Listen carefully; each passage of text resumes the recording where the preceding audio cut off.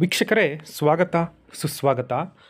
ವೀಕ್ಷಕರೇ, ಇವತ್ತಿನ ವಿಚಾರವಾಗಿ ನಾವು ನವ ದಂಪತಿಗಳಿಗೆ ಈ ಒಂದು ಹಣ್ಣಿನ ಒಂದು ತಿಂದರೆ ತುಂಬ ಆರೋಗ್ಯವಾಗಿರ್ತಾರೆ ಮತ್ತು ಅವರಿಗೆ ತುಂಬ ಶಕ್ತಿನೂ ಸಿಗುತ್ತೆ. ಎಲ್ಲ ರೀತಿಯಾದಂಥ ಶಕ್ತಿನೂ ಇರ್ಬೋದು. ಅದ್ರ ಬಗ್ಗೆ ಮಾತಾಡೋಣ. ಯಾವುದಪ್ಪ ಹಣ್ಣು, ಏನಿದು ಅಂತ. ಹೌದು, ಇದೊಂದು ಸ್ಪೆಷಲ್ ಹಣ್ಣು. ನೀವು ನೋಡ್ಬೋದು, ತುಂಬ ಕಾಮನ್ನಾಗಿ ಸಿಗಲ್ಲ, ಎಲ್ಲ ಕಡೆ ಸಿಗಲ್ಲ ಇದು. ಬಟ್ ಸೀಸನಲ್ಲಿ ಸಿಗೋಂಥ ಹಣ್ಣು ಇದು. ಆ ಟೈಮಲ್ಲಿ ಇದನ್ನು ಉಪಯೋಗ ಮಾಡೋದು ಎಲ್ಲ ರೀತಿಯಾದಂತಹ ಆರೋಗ್ಯಕ್ಕೂ ಒಳ್ಳೆಯದು. ನಾಟ್ ಓನ್ಲಿ ನವ ದಂಪತಿಗಳು, ಎಲ್ಲರಿಗೂ ಸಹ. ಹೌದು, ಬೋರಸಸ್ ಆಯಿಲ್ ಅಂತ ಏನು ಹೇಳ್ತೀವಿ, ಅದು ಬೇಸಿಗೆಯಲ್ಲಿ ಮದುವೆಯಾಗುವಂತಹ ನವ ದಂಪತಿಗಳು ಸೇರಿದಂತೆ ಬಿಸಿಲಿನಿಂದ ರಕ್ಷಣೆ ಮಾಡ್ಕೊಳ್ಳೋದಕ್ಕೆ ತಾಳೆ ಹಣ್ಣು ತಿನ್ನೋದ್ರಿಂದ ಉತ್ತಮ ಅಂತ ವೈದ್ಯರು ಸಹ ಹೇಳ್ತಾರೆ.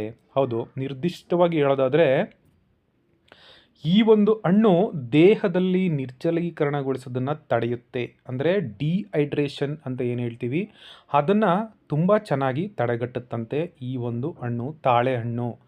ಸೊ ನಾವು ನೋಡ್ಬೋದು, ಹೆಚ್ಚು ಕಮ್ಮಿ ಈ ಬೇಸಿಗೆ ಸೀಸನ್ನಲ್ಲಿ, ಅಂದರೆ ಹೆಚ್ಚು ಕಮ್ಮಿ ಫೆಬ್ರವರಿಯಿಂದ ಅಥವಾ ಜನವರಿಯಿಂದ ನಾವು ಜಾಸ್ತಿ ಈ ಒಂದು ಹಣ್ಣನ್ನು ಮಾರ್ಕೆಟಲ್ಲಿ ನೋಡ್ಬೋದು. ಸೀಸನ್ನು ಹಂಗೇನೆ ನೋಡಿ.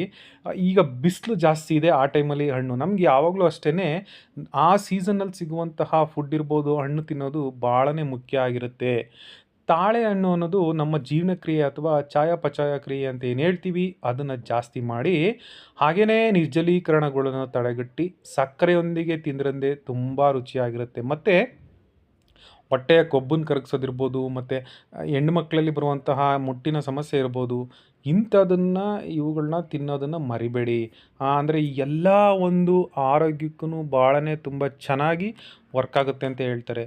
ಪ್ರತಿದಿನ ತಾಳೆಹಣ್ಣು ತಿನ್ನೋದ್ರಿಂದ ಕೂದಲು ಉದುರೋದಿರ್ಬೋದು, ದೇಹದ ಮೇಲೆ ಗಾಯದ ಗುರುತಿರ್ಬೋದು, ಮಹಿಳೆಯರಲ್ಲಿ ರಕ್ತಸ್ರಾವ ಇರ್ಬೋದು, ಸಮಸ್ಯೆಗಳು ಬರೋದಿಲ್ಲ ಅಂತ ತಜ್ಞರು ಹೇಳ್ತಾರೆ. ಹಾಗೆಯೇ ನವವಿವಾಹಿತ ಗಂಡು ಮಕ್ಕಳು ಈ ಹಣ್ಣನ್ನು ತಿಂದರೆ ತಮ್ಮ ಒಂದು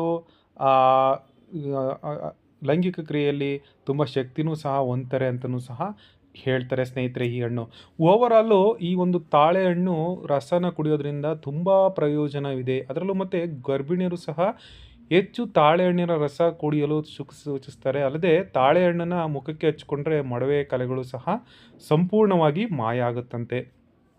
ಸೊ ಓವರಾಲು, ಒಬ್ಬರಿಗೆ ಅಂತ ಅಲ್ಲ, ಎಲ್ರಿಗೂ ಈ ಹಣ್ಣು ಬೇಸಿಗೆಯಲ್ಲಿ ತುಂಬಾ ಉಪಯೋಗ ಅಂತ ಹೇಳ್ಬೋದು. ಹಾಗೆಯೇ ಎಲ್ಲ ಒಂದು ಹೊಸ ಹೊಸ ಹಣ್ಣುಗಳನ್ನ ಅಥವಾ ಯಾವುದೇ ಒಂದು ಆಯುರ್ವೇದಿಕ್ ರಿಲೇಟೆಡ್ ಇದನ್ನು ತಿನ್ನೋದಕ್ಕಿಂತ ಮುಂಚೆ ತಾವು ತಮಗೆ ಯಾವುದಾದ್ರು ಪರ್ಸ್ನಲ್ ಪ್ರಾಬ್ಲಮ್ ಇದ್ದರೆ ಡಾಕ್ಟ್ರನ್ನ ಕನ್ಸಲ್ಟ್ ಮಾಡಿ ಅದನ್ನು ನಿಯಮಿತವಾಗಿ ಉಪಯೋಗಿಸ್ಬೇಕು. ಹಾಗೆ ಯಾವುದನ್ನು ಸಹ ಅತಿಯಾದರೆ ಅದು ಪ್ರಾಬ್ಲಮ್ ಆಗೇ ಆಗುತ್ತೆ. ನಾವು ಹೇಳ್ತೀವಿ, ಅತಿಯಾದರೆ ಅಮೃತನೂ ವಿಷ ಅಂತ. ಯಾವುದೇ ಅದನ್ನು ಮಿತವಾಗಿ ಸೇವಿಸಿ, ಹಾಗೆ ಎಲ್ಲರಿಗೂ ಶೇರ್ ಮಾಡಿ, ಲೈಕ್ ಮಾಡಿ, ಹಾಗೆ ಕಮೆಂಟ್ ಮಾಡಿ ಸ್ನೇಹಿತರೆ.